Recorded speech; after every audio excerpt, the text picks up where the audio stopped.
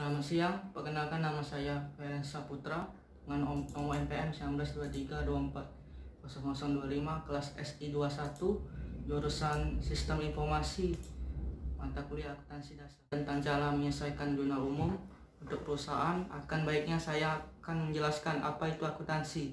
Akuntansi adalah suatu proses mencatat, mengklasifikasi, meringkas, mengubah, dan menyajikan data transaksi serta kejadian yang berhubungan dengan keuangan sehingga dapat digunakan oleh orang yang berkepentingan.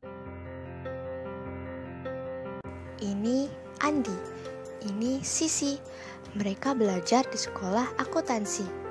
Suatu hari mereka belajar dengan profesor mereka mengenai jurnal umum.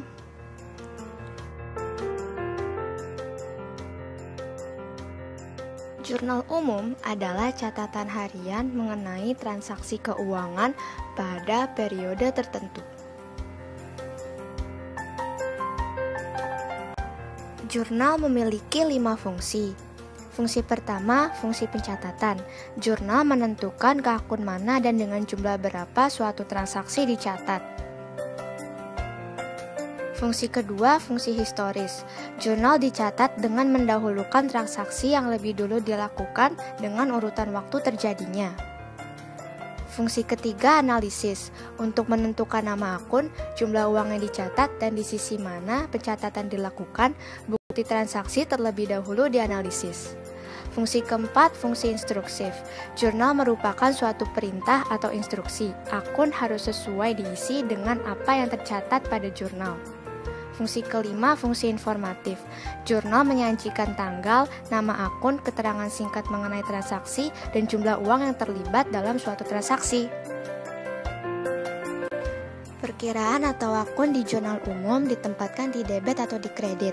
Yang pertama adalah harta. Jika harta bertambah, ditempatkan di debit, dan jika berkurang, ditempatkan di kredit. Yang kedua adalah utang.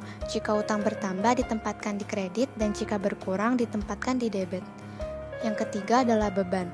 Jika beban bertambah, ditempatkan di debit, dan jika berkurang, ditempatkan di kredit. Yang keempat adalah modal. Jika modal bertambah, ditempatkan di kredit, dan jika berkurang, ditempatkan di debit. Yang kelima adalah pendapatan. Jika pendapatan bertambah, ditempatkan di kredit, dan jika berkurang, ditempatkan di debit. Yang keenam adalah prive. Jika prive bertambah, ditempatkan di debit, dan jika berkurang, ditempatkan di kredit.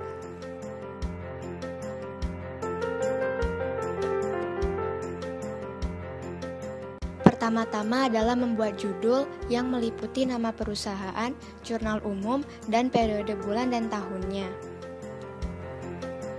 Lalu membuat tabel dengan 5 kolom.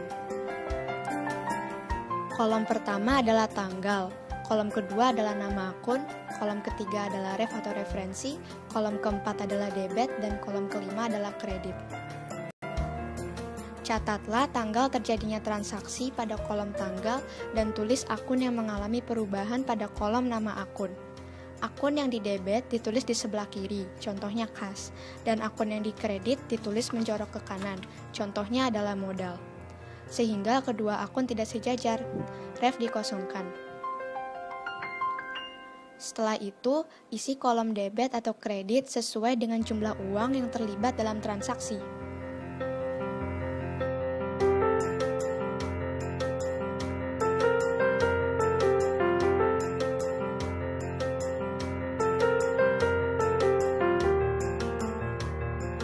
Pertama-tama membuat judul, yaitu nama perusahaan, pom-pom, jurnal umum, dan periode November 2013. Setelah itu membuat tabel dengan kolom tanggal, nama akun, ref, debit, dan kredit. Setelah membuat tabel, analisa soal-soal di samping. Pada tanggal 1, kas bertambah dan modal bertambah. Kas bertambah di debit sebesar 1 juta dan modal bertambah di kredit sebesar 1 juta. Pada tanggal 9, kas bertambah dan pendapatan bertambah. Kas bertambah di debit sebesar 500.000 dan pendapatan bertambah di kredit sebesar 500.000. Pada tanggal 20, beban gaji bertambah dan kas berkurang. Beban gaji bertambah di debit sebesar 800.000 dan kas berkurang di kredit sebesar 800.000. Pada tanggal 25, peralatan bertambah dan utang bertambah.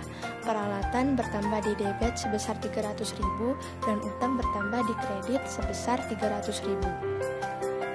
Setelah itu, hitung total jumlah debit dan kredit.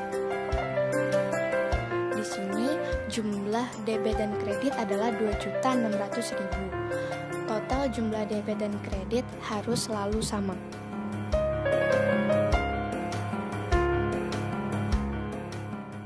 Demikian dari penjelasan video dari saya. Sekian dan terima kasih.